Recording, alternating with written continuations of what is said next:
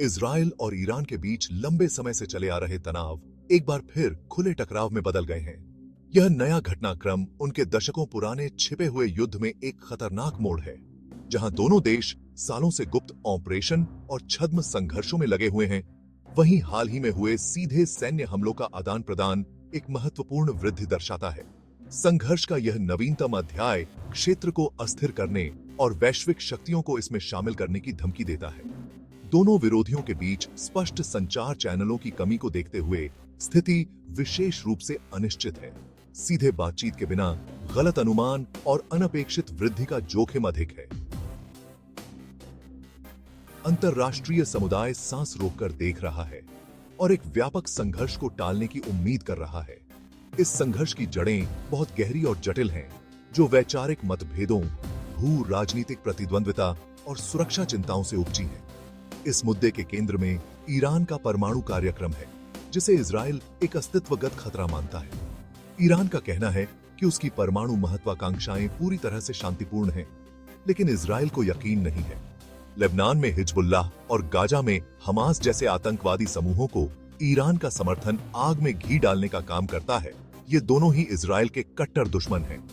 ये समूह ईरान को एक हद तक प्रशंसनीय खंडन प्रदान करते हैं, जबकि उसे इस क्षेत्र में शक्ति और प्रभाव का प्रदर्शन करने की अनुमति देते हैं।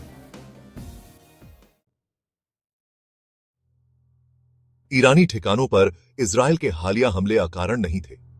वे ईरानी धरती से पहले किए गए बैलिस्टिक मिसाइल हमले की सीधी प्रतिक्रिया के रूप में आए थे। ईरानी समर्थित बलों के लिए जिम्मेदार इस हमले ने इजरायली सैन्य प्रतिष्ठानों और नागरिक बुनियादी ढांचे को निशाना बनाया था। जबकि नुकसान अपेक्षाकृत सीमित था, इसने इजराइल के लिए एक लक्ष्यक्षमण रेखा पार कर ली, जिससे एक त्वरित और निर्णायक प्रतिक्रिया हुई, तत्काल प्रतिशोध से परे। इजराइल के कार्य पूर्व धारणा की रणनीतिक गणना से भी प्रेरित थे। सीरिया में ईरान की बढ़ती सैन्य उपस्थिति और लेबनान में हिजबुल्लाह के विशाल मिसाइल शस्त्रागार के हमेशा मौजूद खतरे का सामना करते हुए इजराइल ने अपने दुश्मनों को ऊपरी हाथ हासिल करने से पहले कार्रवाई करने के लिए मजबूर महसूस किया। इजराइल के सैन्य सिद्धांत ने लंबे समय से कथित खतरों के खिलाफ पहले और निर्णायक रूप से प्रहार करने की आवश्यकता पर जोर दिया है। यह पूर्व एम्प्टिव स्थिति देश के छोटे आकार, रणनीतिक गहराई की कमी और शत्रुतापूर्ण पड़ोसियों से घिरे होने के इतिहास से उपजी है। इजरायली रणनीतिकारों की नजर में एक मजबूत अपराध ही सबसे अच्छा बचाव है। हालांकि इस दृष्टिकोण में अंतर्निहित जोखिम है। पूर्व खाली हड़तालों को आक्रामकता के कृत्यों के रूप में गलत समझा जा सकता है। संभावित रूप से एक व्यापक संघर्ष को चिंगारी दी जा सकती है। इसके अलावा वे विरोधियों को प्रोत्साहित करके और उनके संकल्प को सख्त करके उल्टा असर डाल सकते हैं। ईरान के खिलाफ इजराइल के हमले, जबकि जबरदस्त थे, अत्यधिक वृद्धि से बचने के लिए सावधानीपूर्वक कैलिब्रेटेड भी थे। लक्ष्य मुख्य रूप से सैन्य प्रकृति के थे। नागरिक हताहतों को कम करने और महत्वपूर्ण बुनियादी ढांचे से बचने के लिए सावधानीपूर्वक चुने गए थे। इजराइल ने सीधे तौर पर ईरान की परमाणु सुविधाओं को निशाना बनाने से भी परहेज किया, एक ऐसा कदम जिससे बहुत व्यापक संघर्ष छिड़ सकता था।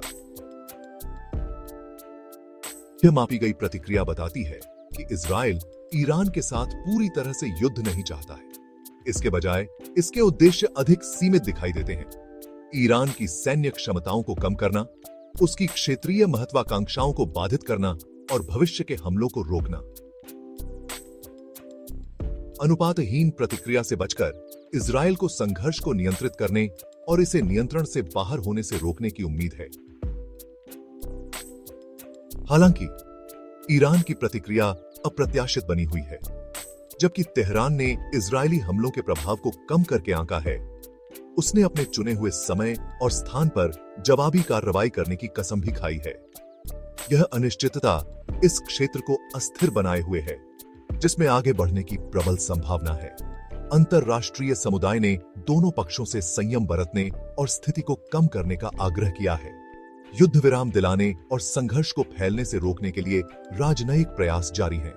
हालांकि इजराइल और ईरान के बीच गहरे अविश्वास और शत्रुता के लंबे इतिहास को देखते हुए एक शांतिपूर्ण समाधान खोजना एक कठिन चुनौती होगी। खंड 4, चिंता की एक स्वर, इजराइल ईरान संघर्ष पर दुनिया की प्रतिक्रिया। अंतरराष्ट्रीय समुदाय ने इजराइल और ईरान के बीच नवीनतम वृद्धि पर अलार्म के साथ प्रतिक्रिया की है। विश्व के नेताओं ने एक व्यापक संघर्ष की संभावना पर गहरी चिंता व्यक्त की है। दोनों पक्षों से संयम बरतने और राजनयिक समाधान की तलाश करने का आग्रह किया है। संयुक्त राष्ट्र सुरक्षा परिषद ने शत्रुता की तत्काल समाप्ति और बातचीत की ओर लौटने का आह्वान किया है। संयुक्त राज्य अमेरिका, इजराइल का एक कट्टर सहयोगी, ने ईरानी मिसाइल हमले की निंदा की है, जबकि संयम बरतने का भी आग्रह किया है। बिडेन प्रशासन एक कड़ी रस्सी पर चल रहा है, ईरान को रोकने की मांग कर रहा है, जबकि एक सैन्य टकराव से भी बच रहा है। अमेरिका ने ताकत दिखाने के लिए इस क्षेत्र में अपनी सैन्य उपस्थिति बढ़ा दी है, लेकिन कूटनीति की आवश्यकता पर भी जोर दिया है। यूरोपीय शक्तियां इजराइल के हमलों की अपनी आलोचना में अधिक मुखर रही हैं, यह चेतावनी देते हुए कि वे इस क्षेत्र को और अस्थिर कर सकते हैं और ईरान परमाणु समझौते को पुनर्जीवित करने के प्रयासों को पटरी से उतार सकते हैं। यूरोपीय संघ ने सभी पक्षों से उन कार्रवाइयों से बचने का आह्वान किया है जो स्थिति को बढ़ा सकती हैं और सार्थक बातचीत में शामिल हो सकती हैं। संयुक्त राष्ट्र सुरक्षा परिषद के 2 स्थायी सदस्य रूस और चीन ने भी बढ़ते तनाव पर चिंता व्यक्त की है। दोनों देशों ने संयम बरतने और संघर्ष के शांतिपूर्ण समाधान का आह्वान किया है। हालांकि ईरान पर उनका प्रभाव सीमित है और यह देखा जाना बाकी है कि क्या वे स्थिति को कम करने में रचनात्मक भूमिका निभा सकते हैं।